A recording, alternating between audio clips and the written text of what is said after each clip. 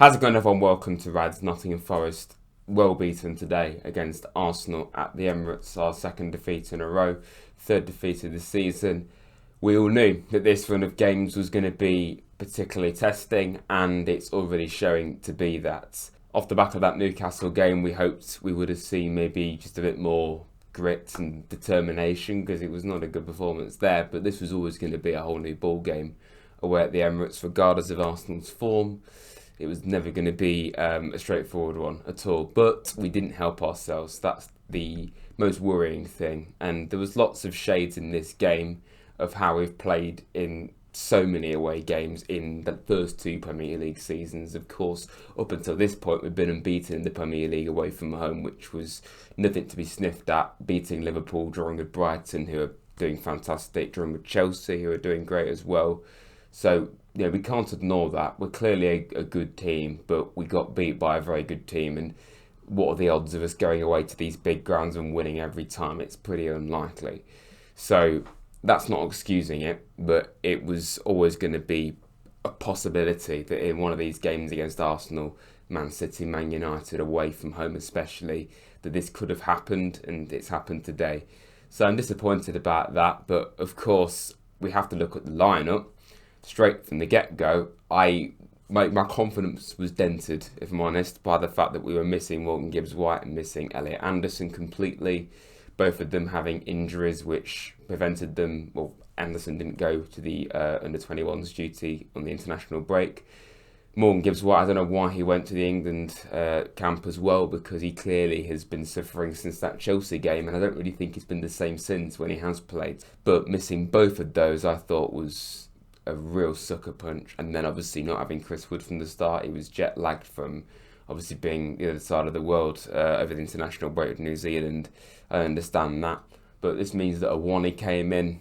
Obviously Awani's been a shadow of himself for quite a while. I didn't see all this game, but I listened to all of it and saw patches of it.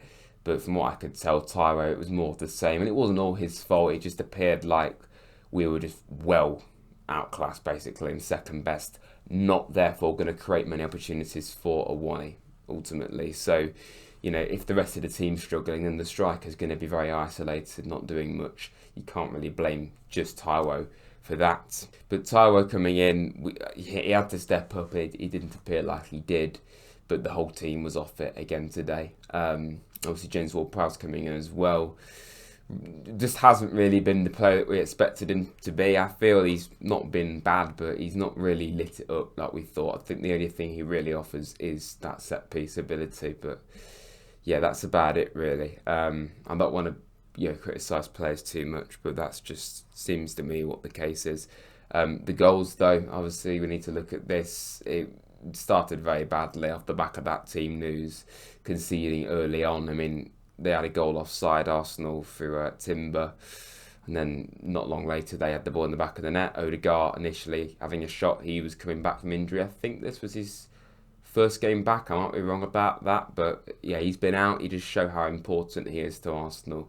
Him being in the side for them today. And then Saka, he's obviously a phenomenal player. But my concern here is, again, it just appeared like there was no real structure or organisation to how we were going to go about dealing with Arsenal. And you saw how he set up against Liverpool. It wasn't like just converging on one player, because that's kind of what happened with the Saka goal. There was quite a few players just running towards him, not really knowing, should I go towards him or should you do that? There was a bit of a definite lack of communication and idea. And obviously Arsenal are going to be very, very difficult to defend against. But, I've seen this so many times in the Premier League for us, especially away from home, where we just look all at sea defensively and we just look lost. And that's something we haven't seen all season away, if at all, if I'm honest. And today was the first time we saw that. And like I said, I don't think that's anything to be too critical of, because this is the sort of game where that can happen, but we didn't help ourselves. That's the problem, right? Second half, we saw Langa go off and Jota Silva come on. Jota did actually have a goal offside in the second half, but that was about the closest we got to scoring. And then, of course, Alanga got quite a lot of criticism, and I can understand why, as great as Alanga can be. He can be very frustrating as well at the same time. And I just think it's criminal that we haven't seen the likes of Jota or Sosa get more starts. As great as, I don't want to lay into Alanga too much, but I just feel like Alanga shouldn't be as certified starter as he is when we've got those lads now to support them. And in the second half, we did have a few more openings, but nothing really to test Arsenal at all, or even lay a glove on them, to be honest. And you know, their second goal, how many times have we seen this where there's been a player on the edge of the box, completely unmarked, acres of space, and they just whack it? So many times. In fact, Thomas Partey did exactly the same thing against us 2 seasons ago in that 5-0 win for Arsenal. Obviously, we've come an extremely long way since then, but same old problem quite clearly. It was a very similar goal to that one, just on the edge of the box. You can't give any player that sort of space, let alone, you know, players that play for Arsenal. They're going to punish you.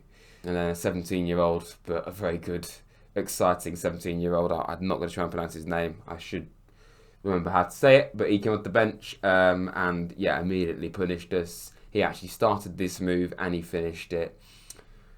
Yeah, so it's just a frustrating one, really. This run of games coming up now is very concerning, really, if you ask me. Before it, I was looking at it thinking, yeah, okay, you know, it's going to be clearly difficult, but we've shown enough that we can compete here, but this is going to be a real asset test. That's what I was thinking, that's what many people were thinking. But it's been quite a significant drop-off the last 2 games, quite a concerning drop-off, and I'm not going to, you know, press the panic button or anything, but, like, I'm a bit concerned that we drop off so much against Newcastle, then you go to the Emirates, it's always going to be an uphill battle as a result, and then you look at the games coming up, and I think there's quite a lot of importance now that we get a result against Ipswich, because, you know, we don't want to, like, go into a bit of a rut here, do we? And I really don't want people to be confident that we're going to beat Ipswich a walk in the park. We should be beating them, in my opinion. I think Ipswich fans would say the same thing. We probably should be the favourites, but we can't be going into that being arrogant, because that's the worst thing you can do. But it's a major opportunity for us to just, you know, get a win on the board, stop the rut, especially when you've got even more difficult games coming up. So yeah, I don't want to, you know, panic. I'm still very happy with how the season's gone. Ultimately, extremely happy. But yeah, today was a real sucker punch, and one that, you know, I'm not really shocked about. But it's just, again, we've got to respond to it better. It's as simple as that, really. So if you have enjoyed this video, please hit the like button, subscribe to Rads. That would be brilliant if you could do that. Please as well become a channel member as well. That would be brilliant, as going the extra mile, so to speak. That would be just amazing if you could do that. But yeah, thanks for watching, everyone. Up the Rads.